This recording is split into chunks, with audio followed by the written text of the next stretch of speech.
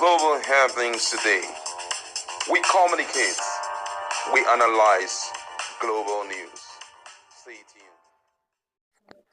Hello, beautiful people. Welcome back to Global Happenings. Today, a lot is happening, I must say, and looks like opposition parties and lawmakers are finding their voice.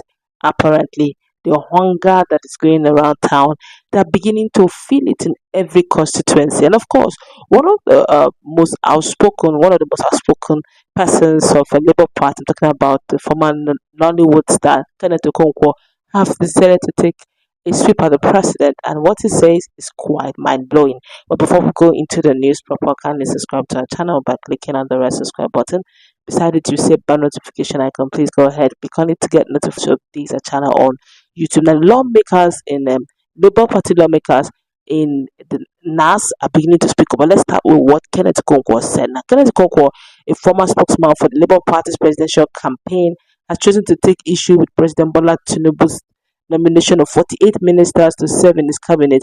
He said that these ministers are helping the president to embezzle national wealth, and asserted that President Tinubu Council of Ministers is the biggest council in the nation's history.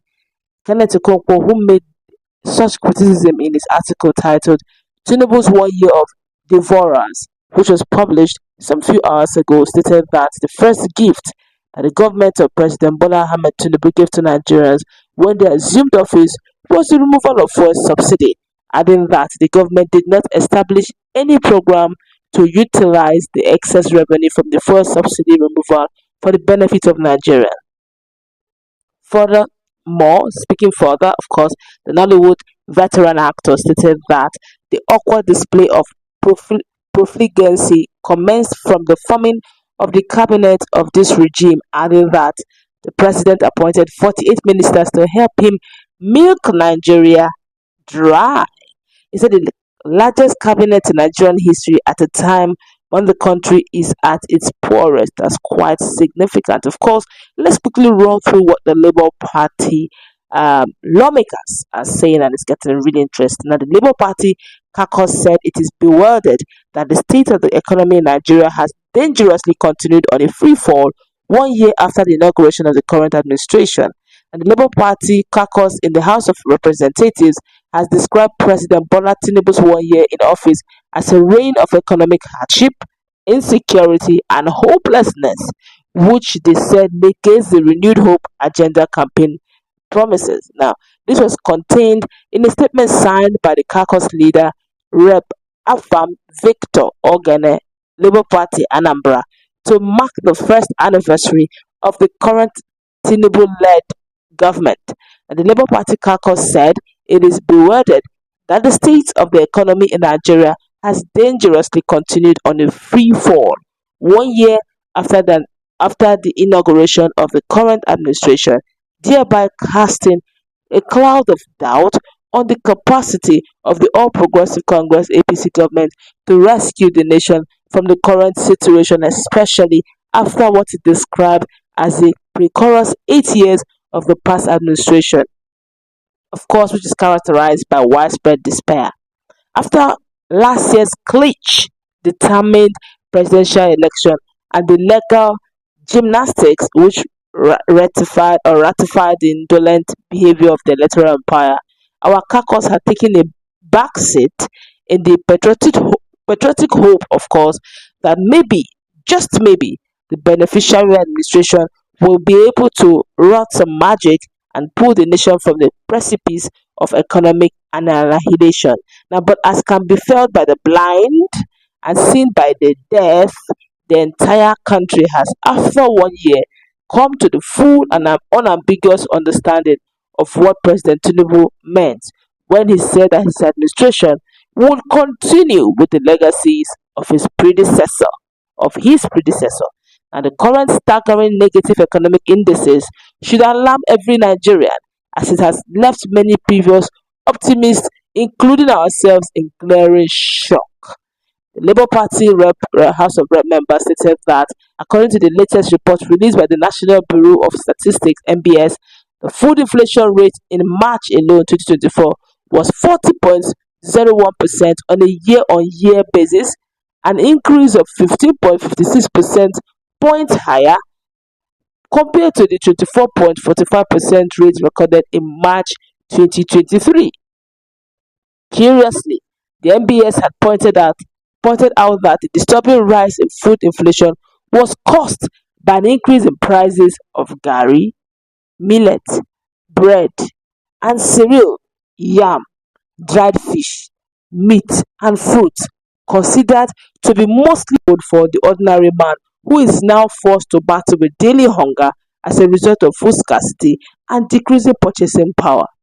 Now, from 29.9% in January, the highest since 1996, Nigeria's general inflation rate today stands at 33.20% and a poverty rate of 38.9%. Price of petrol has risen from 238 naira per litre to 701.24 naira per litre, which is an increase of 194%. Cooking gas has increased by over 70%, diesel from 844 to 844.28 per litre to 1,415.02 per litre, of course, which is about 67.6%, and public debt from 87.38 trillion to 97.34 trillion, an increase of 11.4%. Also, interest rates for bank loans, which manufacturers and small and medium enterprises depend on for businesses and economic activity, has increased in the past year from 22.41% to 33.69%, which is an increase of 31.15%. These verifiable figures and the excruciating living condition of the people, more than any other thing, underscore the fact that in just 1 year, the APC government has earned an unenviable record of perpetuating a cycle of poverty and underdevelopment, despite the flowery campaign promises it made last year, just last year. Commenting on the Naira, the Labour Party rep members said that the government, in an attempt to stabilize the Naira at the beginning of the year, committed another flux by floating it. This caused the Naira to undergo substantial depreciation, such that by February, the Naira exchanging at an alarming rate of 1,900 naira against the dollar in the parallel market hasn't achieved any stability since then, adding that the administration also lacks the practical and tactical strategy to effectively tackle the insecurity ravaging the country. In his 80-page manifesto with a 10-point agenda unveiled in October 2022 during the campaigns, President Tinubu had pledged to establish a bond and a bold, assertive policy that will create a strong yet adaptive national security architecture, an action to obliterate terror and kidnapping, banditry, and all other forms of violent extremism and the face that is facing our nation. Given the security situation today, this appears to be a mere rhapsody of rhetoric, making many believe that the administration lacks an effective security strategy as Nigerians are bogging down by increased incessant abduction, displacement, and massacres by non-state actors across the nation.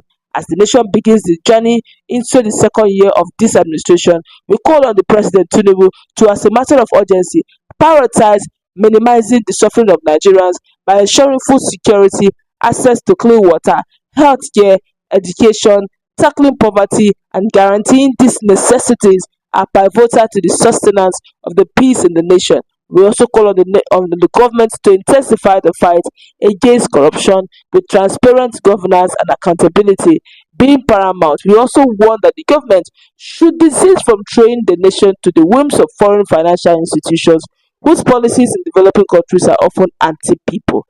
These are the words and confirmations of a Labour Party House of Representative members in legislative arm, and obviously that they've woken up to the harsh reality that they are actually in the opposition and they must not keep calm. Things are going south. I just hope that the way they are going, actually, that Tinubu may not be looking at Nigerians, looking at him in a dimension that may not be favorable to him. Don't forget that the hardship is much.